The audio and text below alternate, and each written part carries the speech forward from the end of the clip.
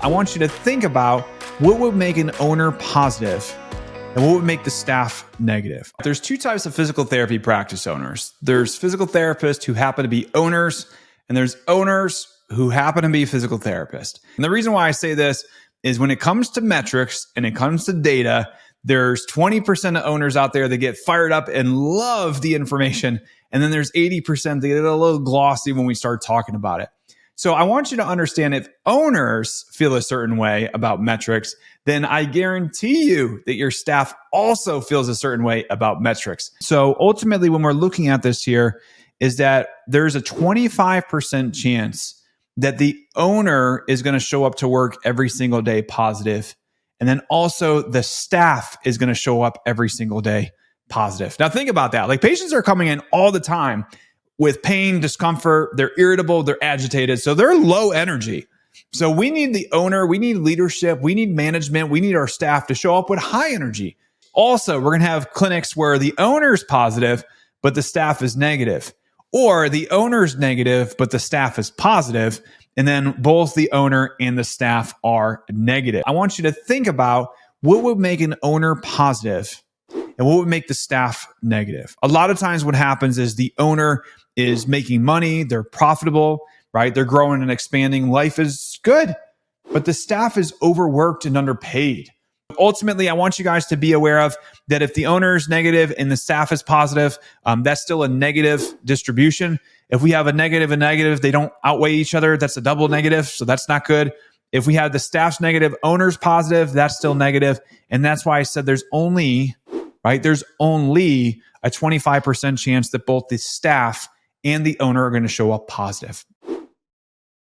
And if you're not familiar with expectations in business, expectations are simply going to be, what is the vision, right? What is the vision? Where are we trying to get to as a company, right? Why are we trying to get there, right? So where are we trying to get to as a clinic, and why are we trying to get there? Ultimately, it's going to be in how do we behave when we're on the vehicle trying to get there, right? Our core values, right? What's our actions? What are our beliefs? And then finally, what are going to be our goals? And goals could be broken down into company goals, department, and then role specific. Okay.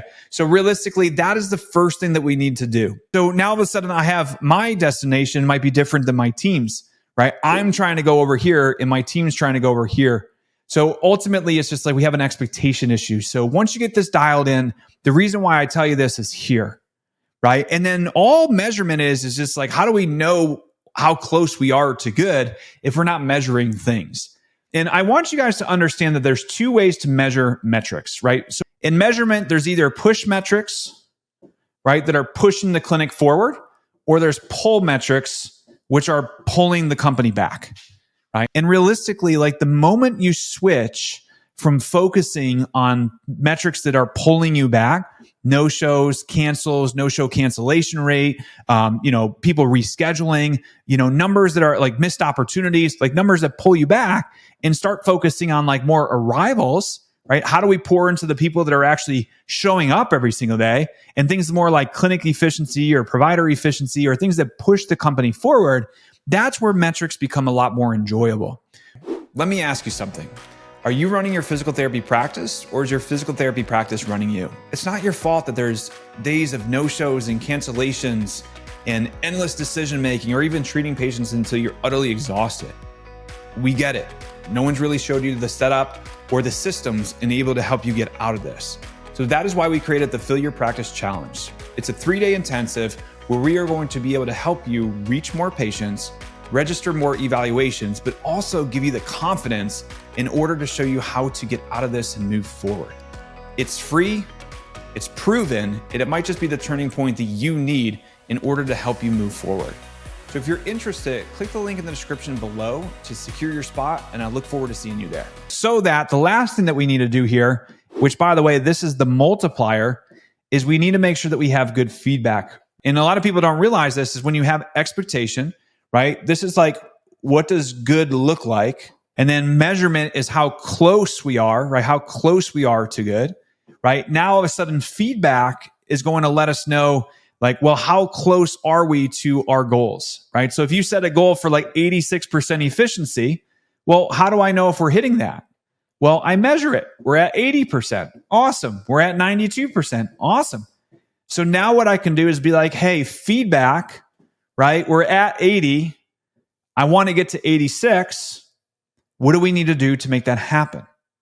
We're at 92. You guys are crushing it. Well, now instead of giving you coaching or hard conversation, I might give you guys recognition and praise. Most people will hear the word metrics or measurement, and we know that they're going to default to more negative line of thinking, right? So that's the cool part about this is we know that people will default to negative. So we just need to make sure that we are pre-framing our team during our meetings and putting their focus, right? So we want to make sure because that's one of the coolest things about being a practice owner is you can control what people focus on, and you can allow them during these meetings to understand that making sure that we know our measurements and stuff is a good thing. So now all of a sudden, when we look at focus could be negative, which is doubt, right? Tracking our metrics, we doubt it's going to work. Tracking our metrics, we have faith that it's going to work. And now all of a sudden, like you get that anticipation, which is the next thing, which is feeling. Right? A lot of people always ask me, how do I get my patients to feel like coming in? Well, fun fact, if they're focusing on the negative, they're going to have anxiety.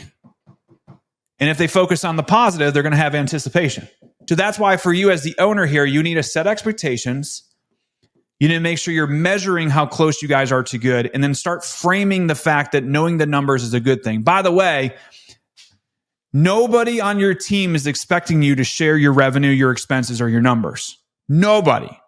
But when you start to show up to these meetings and start showing those numbers, now you're going to have people that trust what you're saying. So once you're transparent about it, you start to build that trust. So now all of a sudden, we're going to just put everything out on the table, because if I show up positive, then it's just up for my team to be able to show up positive or negative. So I'm going to have a positive outlook to measurements. The cool part about it is when you show up with all this conviction here, they're going to follow suit because they trust that what you're doing, because you set the vision, you set the mission. Now we just need to be congruent with the goals and the numbers. Then what we're going to do here is we talked about feedback. We want to make sure that you guys are giving proper feedback on a weekly basis for if they're on or off track. So when you have expectations, you have measurement and feedback, congratulations, you have just built an accountability system. If you don't have expectations set in your company, start there.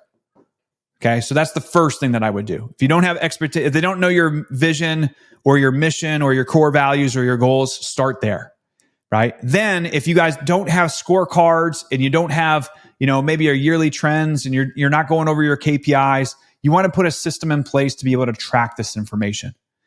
And then the next thing that I want you guys to be able to do is then put a system in place so that your team could then provide you or management with feedback on how they are doing. And I promise you, once you guys set the expectations, start to roll out these management or measurement loops, and then have them providing you with feedback, your numbers are just going to improve. And then ultimately, if you enjoyed this video, make sure you subscribe to our channel. Also, when we release new videos, you'll get notified for that. In the comment section, anything that resonated with you guys, we would love to hear. And then if you want to go further on any of the topics, comment below and we'll put out more content just like we did today. Appreciate you guys. See you on the next one.